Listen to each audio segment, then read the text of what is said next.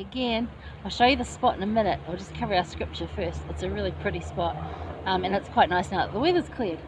Again, I'm in Auckland Botanical Gardens this week, not Hamilton. Whole different city, much bigger city. You can probably hear a lot more traffic noise. Do you remember the scriptures we're covering this week is basically Alma's instruction to his sons before he passes on, even though he doesn't pass on just yet.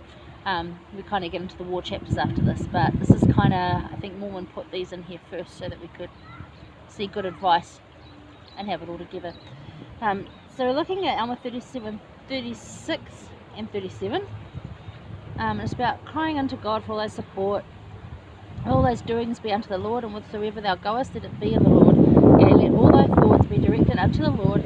Yea, let the afflictions of thy heart be placed upon the Lord forever. And then 37, which is a really familiar one to us all. Counsel with the Lord in all thy doings, and he will direct thee for good. Yea, when thou liest down at night, lie down unto the Lord, that he may watch over you in your sleep. And when thou arisest in the morning, let thy heart be full of thanks unto God. And if you do these things, you should be lifted up at the last day. So I'm just thinking about this because you can cross-reference this with Proverbs 3, 5-6, which is the whole trust in the Lord and he'll direct those paths. One of my favorite scriptures ever. But how could you let Jesus Christ direct your path today? Like, are you listening to him just in the big things or in everything? Because Alma's trying to teach Helaman to do it in everything. In the morning and the night, like have your whole day centered on what did Jesus want me to do and where do you want me to go? And in the past few years I've been living like this, and it has totally changed how I live. So I totally recommend you go and do that. But you pray every day for the confirmation of your pathway that day. And how can you trust in the Lord more? Because that was a question for me, and I know it's a question for a lot of people. It comes up a lot in the class I teach at Institute. How do you trust the Lord more? And I found that in getting to know him, you trust him better. Because if you're going to get to know someone that you're working with and you wanted to trust them, you get to know them better. So it's the same thing with Jesus Christ.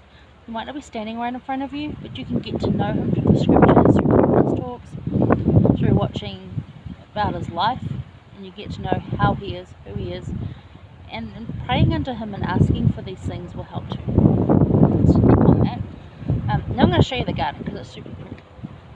So it's all like sort of endangered species trees, mostly New Zealand ones, so there's some really pretty ones, and some of these we've got in our garden, which is nice.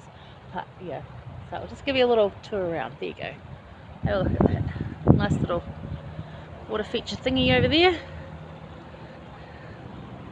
and it goes all the way over there, carries on right down there, little bridge thing walks all the way around. And yeah, generally really pretty. It would be beautiful on a nice summer's day, but you got to remember we're in New Zealand, so it's still pretty cold and windy and wet. Alrighty, I'm gonna go do the other one, find somewhere else cool to do it. See you in a bit.